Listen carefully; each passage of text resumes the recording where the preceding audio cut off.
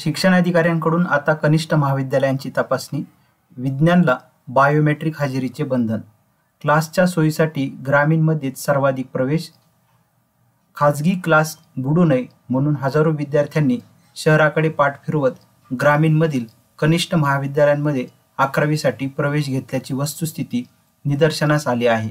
या पार्श्वभूमीवर आता विज्ञान शाखेच्या 11वी व 12वीतील विद्यार्थ्यांसाठी बायोमेट्रिक हजेरीचे बंधन घालण्याचा निर्णय शालेय शिक्षण विभागाने घेतला आहे. शिक्षणाधिकाऱ्यांच्या नेतृत्वात कनिष्ठ महाविद्यालयांना भेटी देऊन प्रत्येक विद्यार्थ्याचे आधार कार्ड व महाविद्यालयांची प्रवेश क्षमता व दिलेले प्रवेश या बाबींची पडताळणी होणार आहे. डी.एड. बी.एड.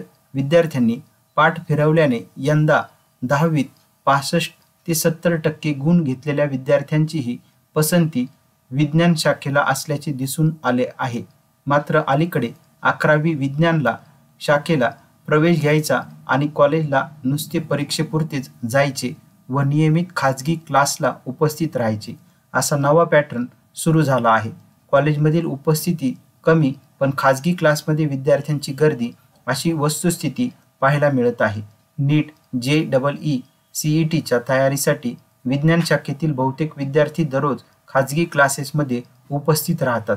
सोलापूर शहर जिल्ह्यात देखील अशीच परिस्थिती असून त्याच्या पडताळणीसाठी आता माध्यमिक शिक्षणाधिकारी सचिन जगताप टप्प्याटप्प्याने अचानकपणे जिल्ह्यातील विविध कनिष्ठ महाविद्यालयांना भेटी देणार आहे. त्यावेळी 11वी आणि 12वीच्या विशेषतः विज्ञान शाखेतील विद्यार्थ्यांची उपस्थिती तपासणार आहे. याविषयी सचिन जगताप माध्यमिक शिक्षणाधिकारी जिल्हा परिषद सोलापूर यांच्याकडून देखील काही माहिती आलेली आहे. ते म्हणताय, जिल्ह्यातील सर्व माध्यमिक शाळा कनिष्ठ महाविद्यालयांमध्ये 1 ते 31 ऑगस्टपर्यंत गुणवत्ता विकास अभियान राबवले जाणार आहे. त्यावेळी प्रत्येक कनिष्ठ महाविद्यालयांची प्रवेश क्षमता व प्रत्यक्षातील प्रवेश आणि त्यासाठी CCTV आहेत का, विज्ञान शाखेतील इयत्ता 11वी व 12वीच्या विद्यार्थ्यांची बायोमेट्रिक हजेरी सुरू आहे का, या बाबींची देखील पडताळणी होईल. तशी व्यवस्था नसलेल्या महाविद्यालयांना काही दिवसांची मुदत दिली जाईल आणि त्यानंतर कारवाई केली जाईल.